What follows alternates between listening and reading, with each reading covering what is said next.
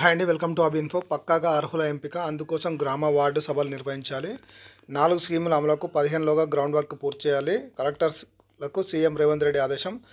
పంట వేసిన వేయకున్న సాగు భూములకు రైతు భరోసా. రైతు భూమి లేని ఏడాది కనీసం 20 రోజులు ఉపాధి పని చేసిన వాళ్ళకే ఇందిరమ్మ ఆత్మీయ భరోసా. అత్యంత నిరుపేదలకే మొదటి ఇందిరమ్మ ఇండ్లు.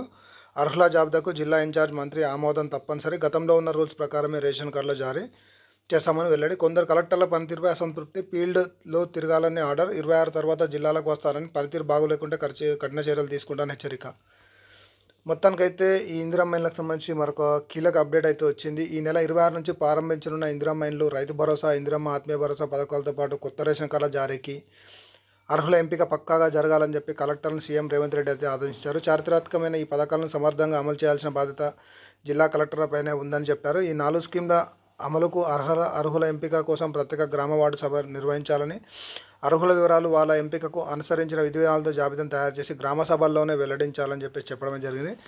ఈ నెల 11 నుంచి 15లోగా ఈ పథకాల అమలుకు అవసరమైన గ్రౌండ్ వర్క్ పూర్తి చేయాలి. ఇందుకోసం జిల్లా ఇన్ఛార్జ్ మంత్రుల ఆధ్వర్యంలో నోడల్ ఆఫీసర్లతో కలిసి సమావేశాలు నిర్వహించాలని చెప్పేసి సీఎం రేవంత్ రెడ్డి అయితే ఆదేశించారు. శుక్రవారం హైదరాబాద్లోని సెక్రటరీలో కలెక్టర్తో సీఎం రేవంత్ రెడ్డి సమావేశం నిర్వహించారు. ఈ స్కీమ్ల అమలుకు అర్హుల ఎంపిక చేయాలని దానిపై దిశానిర్దేశం చేశారు.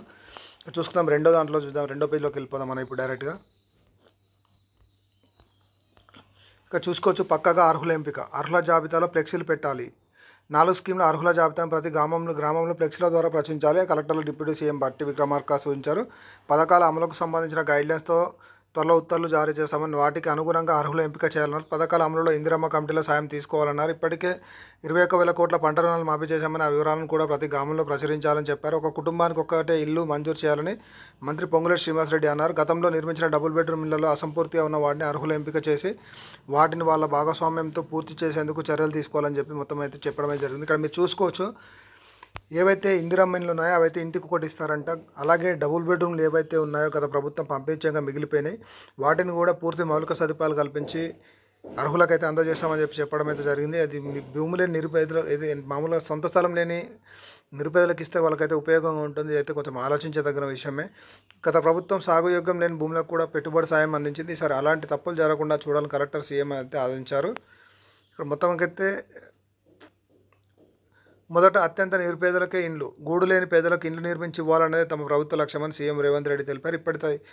ఇప్పటికే ఇందిరమ్మ యాప్ ద్వారా గుర్తించిన 18.32 లక్షల మంది వివరాలు జిల్లాలకు చేరాయని చెప్పారు. వారిలో అత్యంత నిరుపేదలకే మొదటి ప్రాధాన్యం ఇవ్వాలన్నారు. తొలి విడతలో నియోజకవర్గానికి 3,500 ఇళ్లను మంజూరు చేశామని, అర్హుల జాబితా వెంటనే సిద్ధం చేయాలని ఆదేశించారు.